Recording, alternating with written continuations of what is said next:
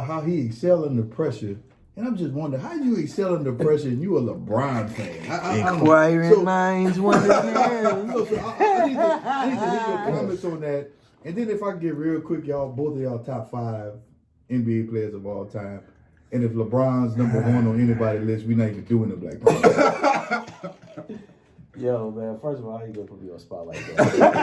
Yeah, I will say, the only thing I would say is, man, LeBron has hit some big shots in his career. Like, there's been multiple times where there's been pressure-packed situations in his career. Shout out Ray Allen and Kyrie. Everybody, Shout out. every GOAT that you think of, whether it's Shout Mike, out. whether it's Kobe, like, they've missed big shots too. You know, I think the only difference with LeBron is that when it's the time to take the big shot, he don't shoot the same way is when he up or tied up as opposed to when he's down. Yeah, his but shots he's is taking pass. big shots. Okay.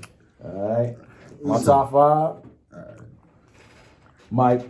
I gotta get Mike because I'm a Knicks fan. Wait, this in order? Yeah, I'm getting Mike. okay. No, I'm So getting Mike number 1. Mike number 1. Mike is number 1. Top 5. 55 in the Garden wearing 45. Never forget. Yeah. I would have to say, being a fan of the history of the game, I think I gotta put like Will Chamberlain up there. I think a lot of people don't put him up there, but he was a I monster. can respect that. He was a monster when he played. I gotta put Bron in there, man. I think I don't have an issue with that. I think LeBron, he's transcended the sport. Like I think he plays the right way. Like, he doesn't play selfish. He passes the ball, makes the right pass. Maybe a little too much. Yeah, maybe sometimes under pressure, sometimes too much.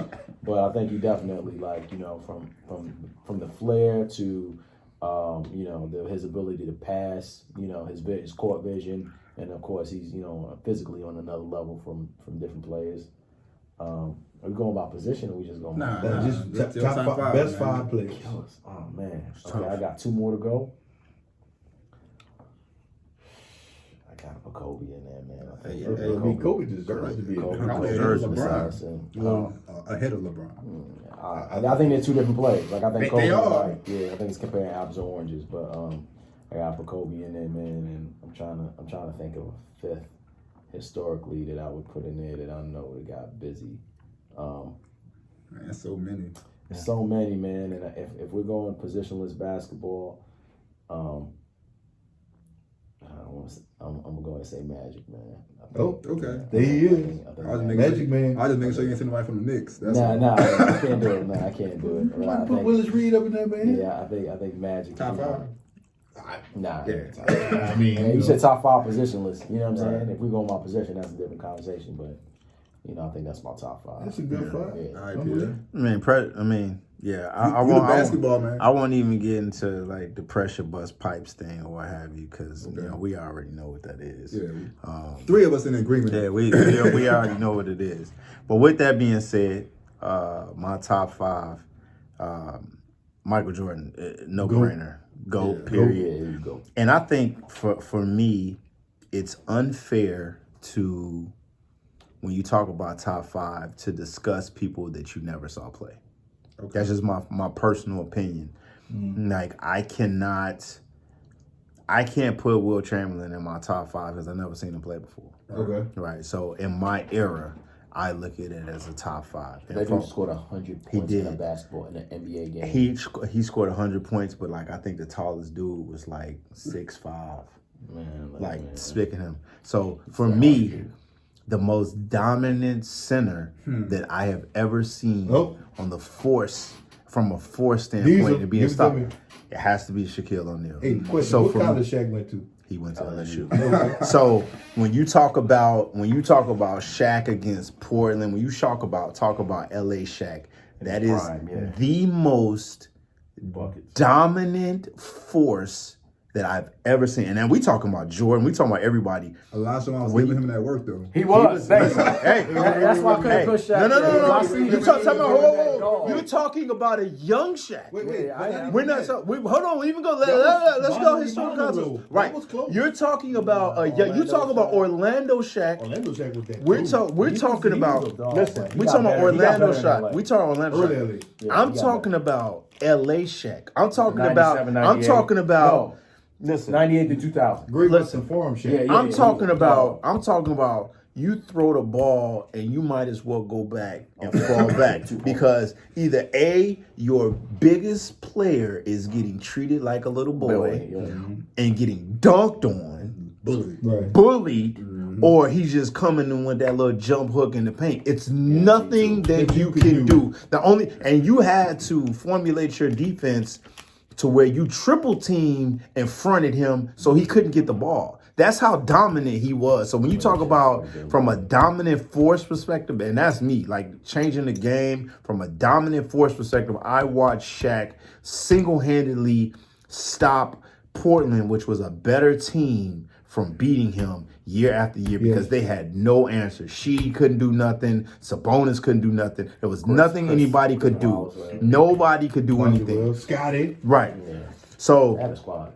so we talk about Mike, talk about Shaq, and with all of the stuff I talk about LeBron and what have you, I have to put LeBron on because he's a transcendent player. Like he's just like I can't. I respect it does, but no, it doesn't. It doesn't hurt me because I like. See, the thing about when we argue, it's as a man, I appreciate LeBron. As a man, I more than any athlete, I respect who he is. Also the court. I respect him. Yeah. So me wanting to like him is not the question. Right. It's me growing up in the Jordan era and understanding what clutch greatness is and comparing that to everybody else. Right.